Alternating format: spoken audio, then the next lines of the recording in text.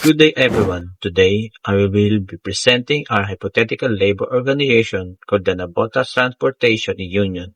Ang union na ito ay kumakatawan sa mga manggagawa sa transportation and logistics sector, lalo na sa mga truck drivers, port workers at logistics staff na nagtatrabaho sa pagdadala ng mga produkto mula sa pantalan.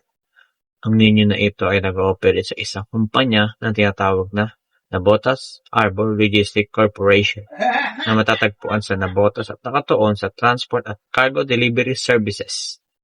Bilang Union President, ang vision ng Nabotas Transportation Union ay magkaroon ng ligtas, maayos at patas na trabaho para sa lahat ng manggagawa sa transport sector.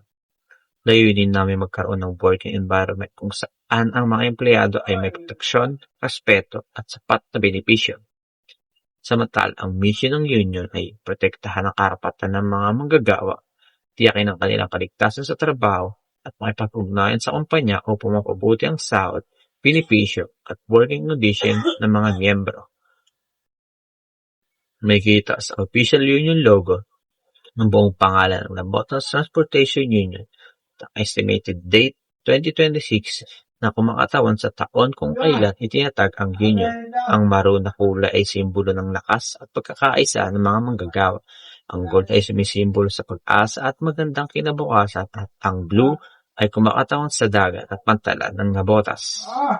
May kita rin sa logo ang crane, barko, trucks at ang mga manggagawa na nagpapakita ng transport, logistic, industry at ng pagkakaisa ng mga empleyado na kinakatawan ng union. Para sa aking napiling labor standard advocacy, ang aking napili ay occupational safety and health.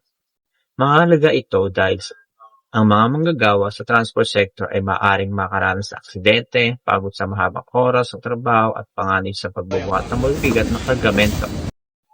Kaya naman, mga kapwa membro ng Nabotas Transportation Union, hinikait ko ang lahat na unahin ang kaligtasan sa trabaho, sundin ang safety rules at agad i-report ang anumang panganib sa workplace upang mapanatili ang isang ligtas at maayos na working environment para sa lahat.